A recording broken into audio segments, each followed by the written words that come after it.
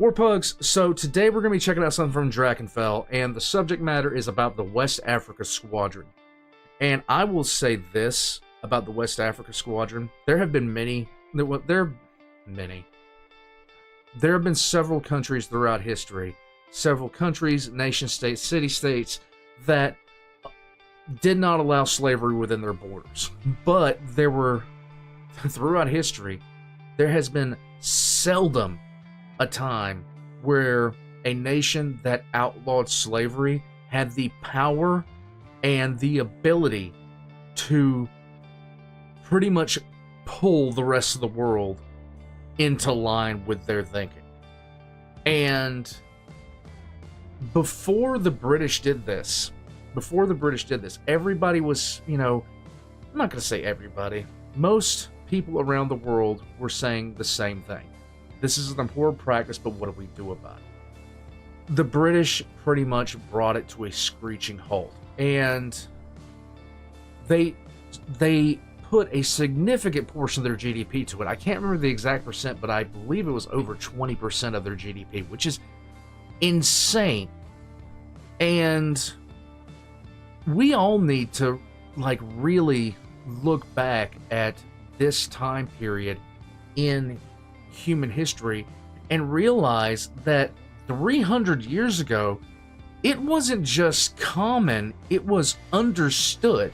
It was a fact of life that slavery not only existed, but was encouraged in several cultures, was encouraged as a way of life, as an economic model. And that economic model had gone back past recorded history, past the written word. And it all it hasn't come to a complete halt, because it is still practiced in some parts of the world. And unfortunately, it has seen a slight resurgence in certain parts of the world. But because of the actions of the British Empire during this particular time period, a significant part of the world decided to not have anything to do with the practice anymore. It took a civil war in America before the entire Western world seemed to be done with it. But at the end of the day, it was the actions of the British Empire that led to the common view of slavery that we have now in the Western world. Because slavery was an abhorrent practice, but there wasn't any major military power that was willing to sit there and basically force the rest of the world to stop. And Britain was willing to do it. Now, you can have your opinions on right or wrong morality, but we can all agree on that. And it's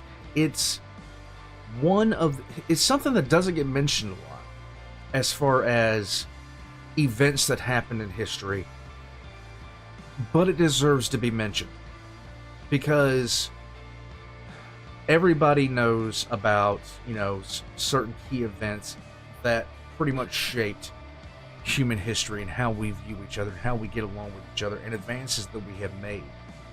But it took me getting out of high school and finding out about this by watching somebody talk about it on a YouTube video one time that let me know about Britain's role in this, which is insane to me. We're going to jump into this. I'm going to stop ranting. I know I've been ranting, excuse me. But I feel passionately about some subjects, and some subjects need to be talked about more. We need to know more about this. And simply put, we don't. Let's get into this. Drachinifel's links are going to be in the description below. Let's go. Sorry for the ramble, guys. By the title, this is necessarily going to be something of a sensitive topic. So please understand that this is not in any way a commentary on the politics or morality of the slave trade that preceded the period we are going to discuss.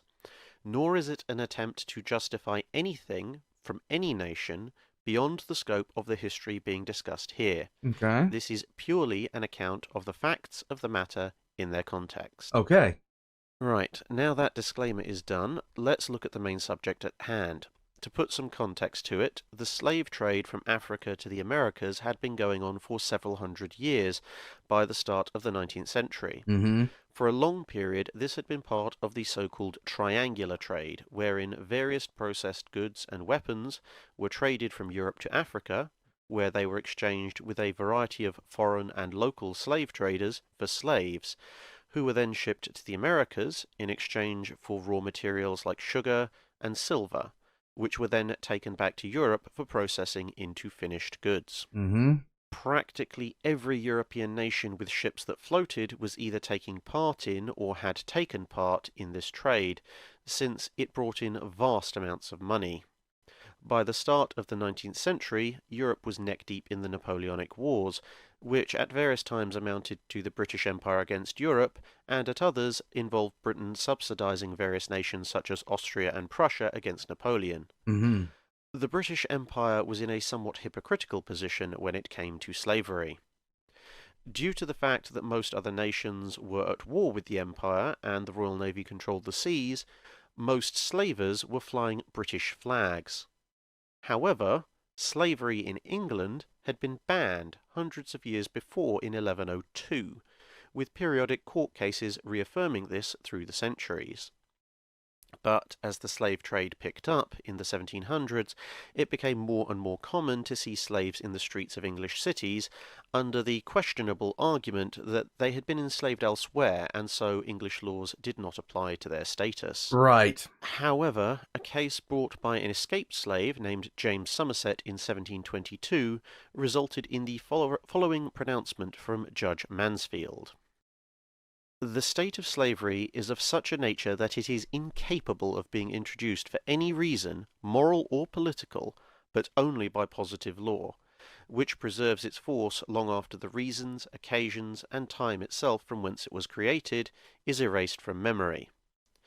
It is so odious that nothing can be suffered to support it but positive law. Whatever inconveniences, therefore, may follow from a decision, I cannot say that this case is allowed or approved by the law of England, and therefore the black must be discharged. What this was effectively saying, translated into normal English, was that slavery was so repulsive a concept that there was no argument that could be made to support the keeping of slaves under English law unless a specific law had been passed that explicitly permitted it. This was widely interpreted to mean that slavery was once more firmly illegal in England. However, the positive law mentioned, i.e. a direct law specifically enabling slavery, existed in many British colonies, although not all, since these colonies had a degree of freedom to write their own law apart from that of the home country. So you can see the hypocritical position here of slavery being considered completely repulsive on English soil, but vast numbers of slaves being transported under the flag of the British Empire. This was not uncommon though. In in several places throughout history, slavery was considered abhorrent, but it was allowed in other places inside the territory.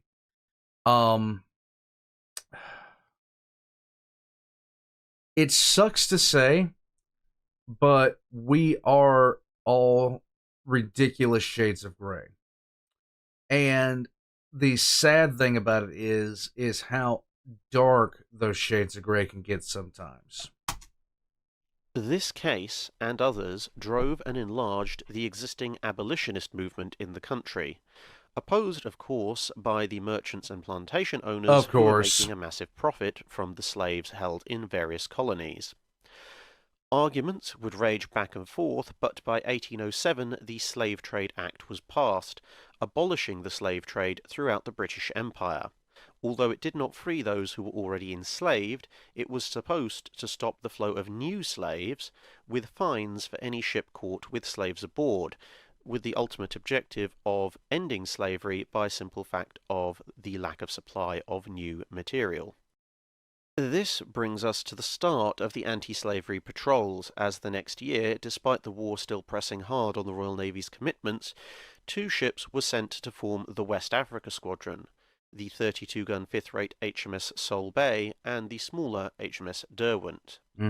These 2 ships would then chase, stop, and search ships, and if the ships were found with slaves aboard or equipped for slaving, the ships were seized, any slaves freed, and fines imposed. Unfortunately, this led to many slavers, seeing a full-fledged warship bearing down on them, deciding to throw their human cargo overboard purely to reduce the fines they knew they were going to get. This is disgusting. This was how people were done. This is how people were done. And no other time in history was it like this, where we had the ability to do this to a population on an industrial scale. Because that's really what slavery in the Americas was. It was typical chattel slavery done on a vastly different scale. You see this and your brain just struggles to actually comprehend the nightmare of this, of what was done here, and the ugliness of it, and the mental state of the people that perpetuated it, of what they had to rationalize to themselves. And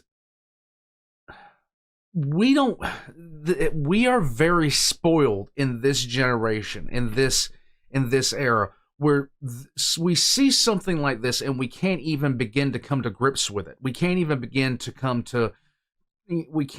really wrap our head around this.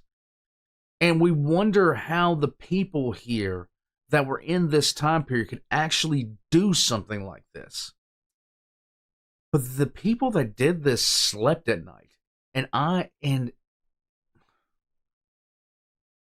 don't see how you could sleep at night doing this to people. As a result, the Slave Trade Felony Act was passed in 1811 that also made it a felony offence to engage in the slave trade, which meant that it didn't matter how many slaves you had on board when you were captured. Apart from the fines, the ship's captain and its owners were also going to be in trouble. Slavers tried a number of other tactics to evade the Royal Navy. Of course, they could no longer fly a British flag, so they tried to fly the flags of other countries. But in this case, the Napoleonic Wars worked against them, since Britain was at war with practically everyone anyway, and between 1812 and 1815 that included the United States. So almost any ship not flying the Union Jack would be seized regardless. And with intense diplomatic pressure being exerted on Portugal, a rare British ally, this allowed the Royal Navy to search and seize their slavers as well. As the Napoleonic Wars came to an end, the British actually forced the defeated nations to sign up to the eventual abolition of the slave trade as part of the peace conditions, which allowed the Navy to keep chasing down foreign-flagged ships even if the Empire wasn't at war with their home nations anymore. The number of ships was also increased, although 6 ships covering 3,000 miles of coast was still small. The terms of the treaties restricted the Navy's potential action somewhat, but slavers were beginning to recognise that no flag of convenience was likely to keep them safe for long, especially as the United States began to send a few ships to help out what was now called the Preventative Squadron, starting in the 1820s. So this is when, and remember that, because this is when the United States itself was still engaged in active slavery. Instead, slave ships became smaller and faster, trying to simply outrun the warships. In return, the British would send newer and faster warships, and began to use the fastest captured slave ships as auxiliary warships. One of them, renamed with typical British humour as HMS Black Joke, was especially successful. The 1833 Slavery Abolition Act had abolished slavery completely in the British Empire, and this, along with the fact that the empire's military and economic might was beginning to pull even further ahead of other nations, thanks in part to the Industrial Revolution, saw the squadron expand to around 25 ships, regularly having to be swapped out because of the high incidence of tropical disease. Mm-hmm. And this squadron would include various steamships that made further mockery of the sail-powered slave ships' attempts to evade them. This newfound power also saw more pressure being exerted, with various local chiefs and kings being pressured into signing anti-slavery treaties by dint of the Royal Navy showing up with a heavily armed warship, and the Royal Navy's officers, sometimes in direct contravention of their orders, decided that they would board and capture any slaver they came across, regardless of whatever flag they flew. Gunboat diplomacy. Gunboat diplomacy. Which led to a fairly large number of diplomatic incidents, but which didn't seem to deter the Navy officers, who were several months away from any real communication with London. The 1840s saw a further escalation, with new laws treating most slave ships captured as pirates, and a number of military expeditions being mounted to destroy slaving centres on the African coast and depose or even kill remaining local kings and chiefs who had refused to end slavery in their territory. The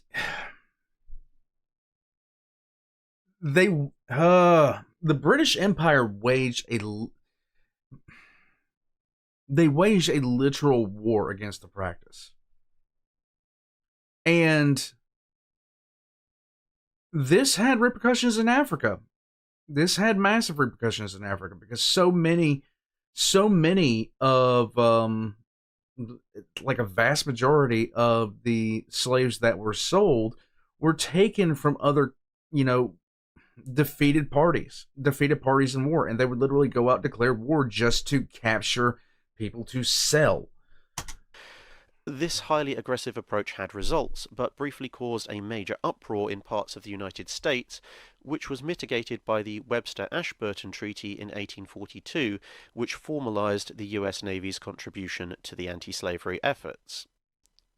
Various efforts by certain political pressure groups were still being made to stop the West Africa Squadron's activities for a number of less than honourable reasons, Of course. but the government was able to resist them and the patrols would continue.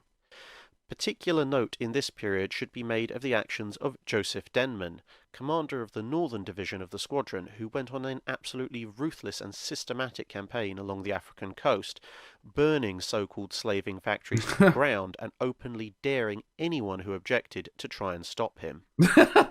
After his actions were challenged by foreign governments and Parliament initially tried to put a stop to his action, Denman returned home and argued his case with enough force that by 1848 the Royal Navy was handed active permission and encouragement to raze every last slave factory they could find to the ground, and full authority to stop any ship of any flag that was thought to be a slaver, with a guarantee with no censure from the government. I'm not nodding my head because I know this stuff. A lot of this stuff is new to me, okay? I'm nodding my head in perfect agreement with these actions. I didn't know about Joseph Denman here, but I agree with everything that he did. I 100%, yes, burn those institutions to the ground to where they never come back. Because it's still going on today, guys. It's still happening today. Somewhat unsurprisingly, unleashing the most powerful navy on the planet with carte blanche to exterminate slavers on sight saw a dramatic and sudden collapse in slaver numbers in the late 1840s and early 1850s. By the time of the American Civil War in 1861, when President Lincoln formally agreed to that American ships could be searched, he was acknowledging in law what had at that point been operational reality for over a decade, and the slave trade was basically dead on the West African coast, with a last court case against a captured slaver being held in 1866, and the courts themselves being dissolved in 1871, the Freetown Court, for example, having only seen 7 cases since the mid-1840s. Okay. Over the course of its active lifetime, the ships of the squadron would capture over 1,600 proven slave ships and free approximately 150,000 Africans, at the cost to the Royal Navy of a casualty rate over 5 times higher than any other posting, mostly due to disease. The Royal Navy would then go on to target slave trades in other parts of the world, such as the Indian Ocean, applying the lessons of the West Africa Squadron in a mixture of local cooperation, fast ships, and overwhelming firepower to bring those trades to an end as well. Although British involvement in the slave trade prior to 1807 cannot be denied or its effects diminished, it is also a fact that the Royal Navy was pretty much the only force in the world in the 19th century with the numbers, drive, willingness, firepower, and capability to curtail the global slave trade, and that without these efforts many more would no doubt have been taken to slave plantations and other such destinations during the 19th and possibly even into the 20th centuries. As it must be remembered that a great many European powers would only begrudgingly commit to ending the slave trade when the other option was continuous war with the British Empire. Yep. And of course, a special credit has to go to those Royal Navy officers who saw the situation for what it truly was and would do their absolute level best to stop it, regardless of treaties or other political considerations, eventually forcing the British Parliament to catch up with their own morality. In the words of historian William Leakey, the unweary, unostentatious, and inglorious crusade of England against slavery may probably be regarded as among the 3 or 4 perfectly virtuous pages comprised in the history of nations. We can only wish that this had come sooner. That's it for this video. Things like this need to be taught more than they are. Events like this, because they change the very nature of the human condition and how we see each other and how we relate to each other. And the portion that he was talking about where he was speaking about how it was the British who had the power, the ability, the finances, and the will to actually go out and do this. They were the first ones to really have all those things in combination. They were the first ones that had that kind of capability. And I'm very glad that they did it. And guys, I think everyone should know about that. Because no matter where you look in human history, this practice existed. This practice was, in some cases, encouraged. And it's only very recently that the majority of the world stands against this now. Only very recently in the human condition do we stand against this now. Do we recognize this for the abhorrent thing that it is? And even as I say that, I know it's still being practiced in parts of the world. Even as I say that, there are people in these same countries that have outlawed it, that are being held in some form of slavery, be either by human trafficking, and shadow slavery still exists too. You just don't see it because it's not happening where we can see it. Guys, Drachinifel did a great thing by putting this out there, because you may have never known this. I didn't know half of this. And like I said earlier, I'm not nodding my head sometimes because I know these things. It's because I agree with them. I firmly agree with burning anything like this to the ground. Because it's like I was saying when I saw that picture. These people found a way to sleep at night, found a way to rationalize what they were doing. And Yeah, I really don't. I don't care about what their reasons were or their rationalizations. I could care less about, you know, what they stood to gain, what they stood to lose. I could not care in the slightest anything positive that they might have seen coming about as a result of this. Of course, she's calling. I'll call her back in a second. Warpugs, let me know what you think in the comment section down below. Drachinifel did a great... This is something that needs to be known more than it is known. All links are going to be in the description below. Subscribe to me if you haven't already. Definitely subscribe to Drachinifel if you haven't already. And I will catch you guys next time. Join as a member of Patreon for early access. I'm going to call my wife. She's still not back in town. But before the weekend's out, she will be. Later, Warpugs.